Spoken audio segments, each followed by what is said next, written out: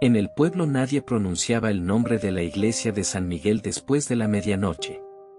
Bastaba con mencionarlo para que las conversaciones se apagaran, los rostros se pusieran tensos y los ancianos hicieran la señal de la cruz con manos temblorosas. Se decía que, hace más de 50 años, un incendio había consumido parte del techo durante una misa nocturna. La tragedia fue doble, las llamas no mataron a nadie, pero tampoco dejaron salir a los que estaban dentro. Las puertas, afirmaban los sobrevivientes, parecían haberse fundido con las paredes. Los gritos resonaron durante horas, hasta que, al amanecer, el silencio se apoderó del lugar. Cuando los pobladores finalmente lograron entrar, el interior estaba ennegrecido, las bancas carbonizadas, pero no había cuerpos. Ni uno solo. Nadie supo a dónde fueron las decenas de feligreses que habían entrado. El altar estaba intacto, como si el fuego lo hubiera respetado deliberadamente. Desde entonces, nadie quiso reconstruirla. La iglesia quedó en ruinas, convertida en un esqueleto de piedra y vigas calcinadas que se erguía en la colina como un guardián maldito. Algunos juraban escuchar campanas a medianoche, aunque las cuerdas llevaban décadas rotas. Otros decían que en las noches sin luna se veían sombras arrodilladas, rezando en los bancos vacíos.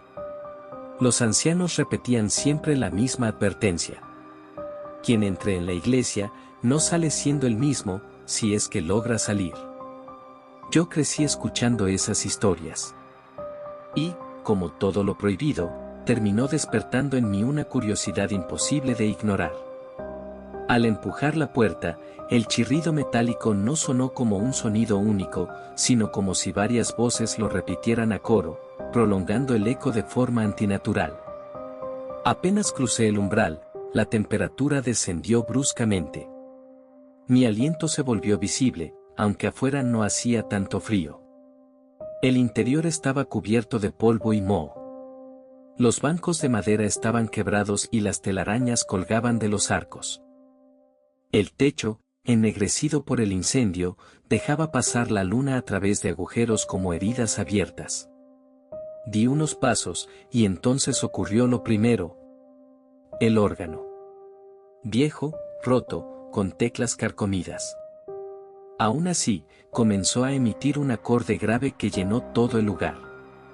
No eran notas completas, sino un sonido sostenido, vibrante, como si alguien mantuviera la mano sobre las teclas. La linterna parpadeó 3 veces y, cuando la luz volvió, el órgano estaba en silencio otra vez. Grabé todo, convencido de que era la mejor evidencia que había tenido en mi vida. Avancé hacia el altar.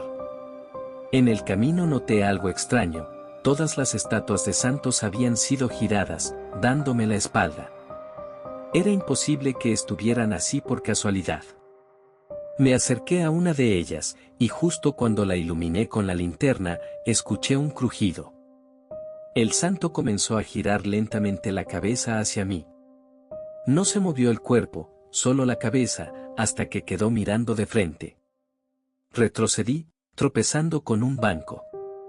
Y entonces lo sentí, pasos detrás de mí. Eran arrastres, como pies descalzos sobre piedra. Giré bruscamente, pero no había nada. Solo polvo flotando en el aire. Respiré hondo e intenté tranquilizarme. Activé la grabadora y dije en voz alta: si hay alguien aquí, hazme una señal. El silencio se prolongó unos segundos, hasta que la grabadora, por sí sola, empezó a reproducir voces. No eran las mías. Eran decenas de murmullos superpuestos, rezos, súplicas, sollozos.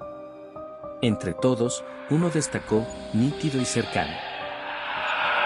Se me heló la sangre. Yo nunca había dicho mi nombre allí dentro. Corrí hasta el altar, buscando una salida lateral. Allí descubrí algo aún más perturbador. Las velas apagadas, que seguían colocadas en los candelabros de hierro, se encendieron todas al mismo tiempo. Y con esa luz pude ver que no estaba solo. En los bancos vacíos se perfilaban siluetas oscuras, sin rostro, arrodilladas como si asistieran a una misa. Se inclinaban y se levantaban en perfecta sincronía, como un rezo eterno. No hacían ruido, salvo por un zumbido grave que vibraba en mis oídos. El órgano volvió a sonar, esta vez con una melodía lúgubre. Los vitrales empezaron a vibrar. Un instante después, estallaron hacia adentro, lanzando fragmentos de vidrio.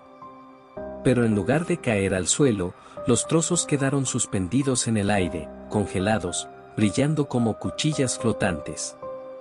Intenté correr hacia la puerta principal, pero ya no estaba allí.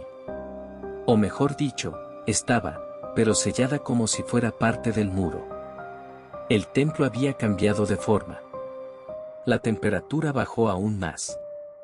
Comencé a escuchar respiraciones alrededor mío, como si varias personas me rodearan, pero al girar la linterna no había nadie, solo sombras pegadas a las paredes, alargándose como tentáculos.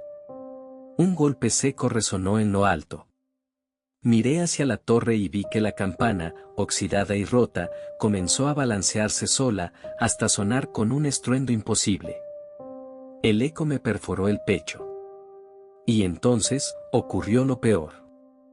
En el techo ennegrecido comenzó a formarse una silueta gigantesca. Una figura descomunal, oscura, con brazos desproporcionados que se extendían hasta el suelo. No tenía rostro, solo un vacío que absorbía la poca luz de las velas. Las sombras de los bancos se arrodillaron ante ella. Yo caí de rodillas sin querer, como si una fuerza invisible me obligara. La grabadora estalló en chillidos distorsionados, hasta que una voz grave se impuso sobre todas. Bienvenido de nuevo. No sé cómo, pero reaccioné.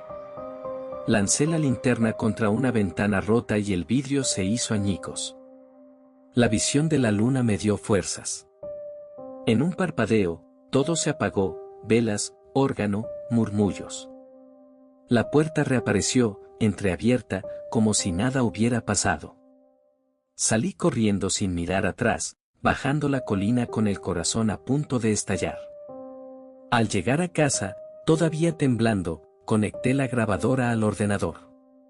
El archivo tenía casi 1 hora de duración. Lo reproduje con los auriculares puestos, esperando escuchar los rezos o las voces que me habían rodeado en la iglesia. Durante los primeros 59 minutos solo hubo un silencio absoluto, tan profundo que me provocaba dolor de cabeza, como si escondiera un zumbido debajo de la nada. Pero justo al final, cuando el contador marcaba los últimos segundos, escuché mi propia voz. No era una grabación normal.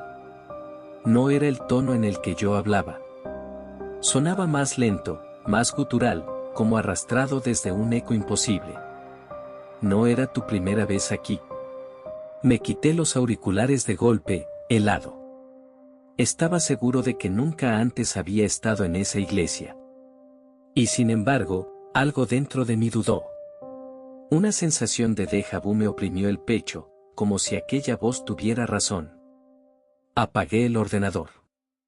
Pero entonces lo escuché, desde el pasillo de mi casa, un leve chirrido metálico, idéntico al de la puerta oxidada de la iglesia cuando la empujé para entrar. Me quedé inmóvil. El ruido se repitió. Después, pasos arrastrados. La linterna, que había dejado sobre la mesa, parpadeó 3 veces antes de apagarse por completo. En la oscuridad, lo último que escuché fue un murmullo, pegado a mi oído, con la misma voz que en la grabación. Ya es hora de volver. Días después, la policía encontró la casa vacía. No había señales de violencia, pero tampoco rastro de la persona que vivía allí. En la mesa estaba la grabadora aún conectada al ordenador. El archivo de audio se reprodujo varias veces durante la investigación, siempre con el mismo resultado: silencio absoluto durante 1 hora, hasta la última frase. Pero, en esta ocasión, no decía, no era tu primera vez aquí. Ahora susurraba algo diferente, como si se hubiera modificado sola. Y tampoco será la última. Si te gustó el video, por favor dale like y suscríbete. Estas son las Story Times y nos vemos en un nuevo video.